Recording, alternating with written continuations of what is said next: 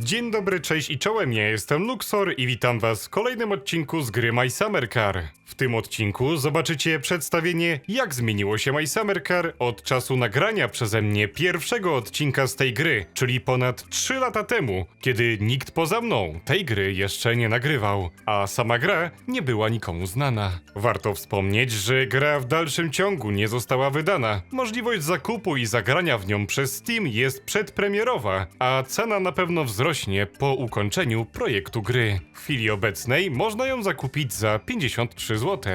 Zmiany widać już od samego menu głównego gry. To właśnie tutaj kiedyś ustawialiśmy wszystkie parametry, które po rozpoczęciu rozgrywki były już niezmienne. Z czasem do menu głównego została dodana muzyka, następnie zmieniona czcionka, a na końcu całe menu zostało przebudowane i takie już zostało do dzisiaj. Rozgrywkę kiedyś rozpoczynaliśmy bezpośrednio w kuchni. To właśnie tutaj, po każdym znerwicowanym wypadku, który kończył się śmiercią, rozpoczynaliśmy nową grę. Rzucającym się w oczy faktem jest kompletne wybrakowanie budynku. Nigdzie nie znajdziemy drzwi, gdyż nie były one jeszcze wtedy oskryptowane. Nie znajdziemy też zlewu, ani nie otworzymy lodówki. Większość pokoi jest pusta, a w salonie rozmieszczenie foteli jest inne. Ciekawą różnicą jest obecność elementu, który w dalszych update'ach znikł. Jest to obraz, który wisi na ścianie od pokoju rodziców. Nie zobaczymy go już dziś w grze i bardzo jestem ciekaw, dlaczego został usunięty. Zobaczcie, jak wyglądał kiedyś sam telefon. O tyle, co jego dźwięki pozostały bez zmian, to bezteksturowa, kwadratowa, dziwna rzecz, wygląda teraz zdecydowanie inaczej. Przełączniki świateł wtedy też wyglądały zupełnie inaczej, a najważniejsze to to, że działały, tylko nie miały animacji i nie wyglądały. Jednak największe zmiany są po wyjściu na dwór. Zobaczcie zresztą sami, jak wygląda, a jak wyglądało kiedyś podwórko. Zdziwieni ilością obiektów, jest ich tak dużo, że można oglądać Tejmo, który stoi przy kasie.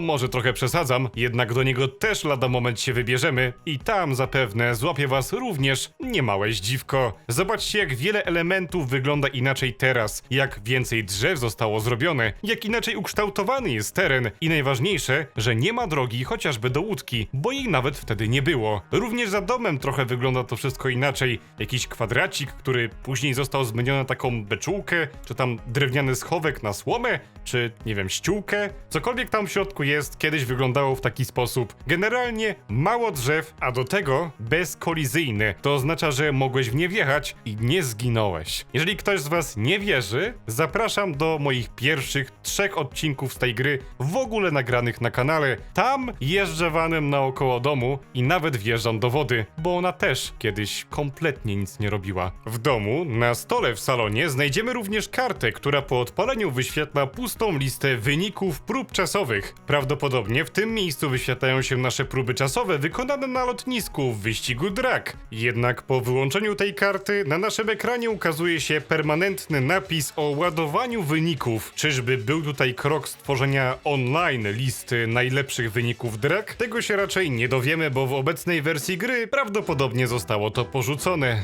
No więc czas najwyższy wybrać się w podróż do miasta, o ile miastem można to nazwać, do sklepu Tejmo. Zobaczycie, jak wygląda to wszystko. Zanim jednak pojedziemy, pytanie do was, drodzy widzowie. Czy chcielibyście zobaczyć live'idło z próby zagrania w tą grę normalnie, złożenia auta i być może nawet uruchomienia go? Dajcie znać w komentarzach, rozłożylibyśmy sobie to na takie pamiątkowe 5 odcinków nazwanych po prostu starą serią. Tak jakby stary sezon. Także z obecną wiedzą, na starych zasadach, czemu nie? Komentarze są do waszej dyspozycji. A my w takim razie wyruszamy w podróż. Zwróćcie uwagę, jak bardzo nieoteksturowany jeszcze kiedyś był van. Zawierał on zupełnie inne dźwięki. Posłuchajcie tego silnika diesla.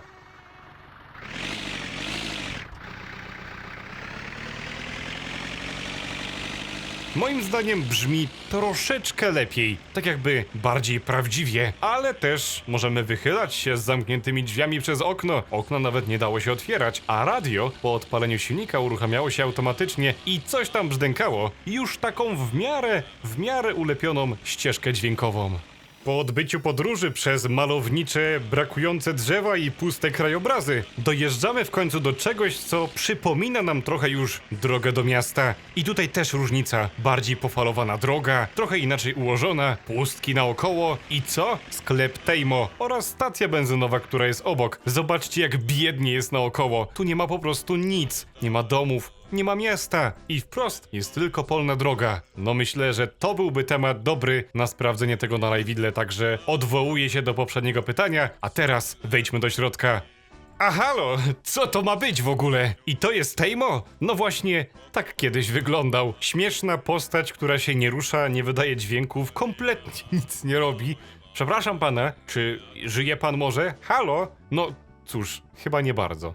Tak właśnie wyglądał i działał sklep Tejmo 3 lata temu. Bez szyb, bez drzwi, z jakimś manekinem stojącym za ladą, który zabiera od nas pieniądze. No i jeden ważny element, który moim zdaniem powinien wrócić do gry. Zobaczcie, jak działa siatka. Ona jest, no fajna jest po prostu. Tak się łubli robi, tak łubli. Zobaczcie, jak się rusza. Jest śmieszne. Nie wiem, dlaczego zostało to usunięte, ale sugeruję, że mogło to sprawiać wysokie zużycie CPU. Mimo wszystko wygląda fajnie.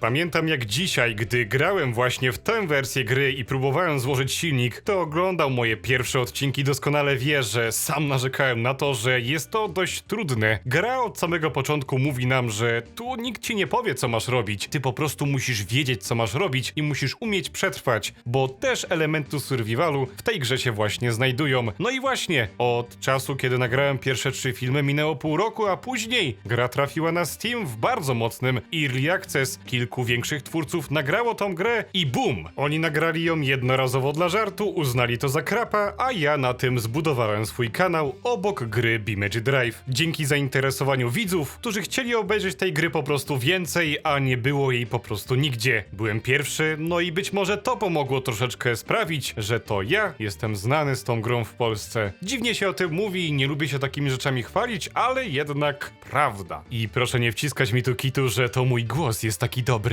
A więc, drodzy widzowie, to właśnie tak zmieniło się My Summer Car przez ostatnie ponad 3 lata. Gra zmieniła się bardzo mocno, jednak od ostatniego czasu nie otrzymuje normalnych aktualizacji. Moim zdaniem twórca wykorzystał już wszystkie swoje pomysły, bo ostatnio dodawane są rzeczy, które są drobnostkami, troszkę ulepszają rozgrywkę, ale nie wpływają już na ten klimat, nie ulepszają go znacznie. Jakieś światełko w lodówce, jakaś zmiana w sklepie Tejmo, możliwość wybicia drugiej szyby, to tak naprawdę rzeczy, bez których mogłoby się obejść i mogłyby zostać po prostu wydane na samym końcu, kiedy ta gra w końcu przestałaby być wersją alfa. Tak więc, drodzy widzowie, w tym odcinku to już wszystko. Dajcie znać w komentarzach odpowiedzi na moje pytanie, które zadałem wcześniej, bo jestem niezmiernie ciekaw, co o tym sądzicie. Ja psychicznie jestem już na to nawet gotowy, także to by było na tyle. Ja dziękuję za obejrzenie, cześć i czołem!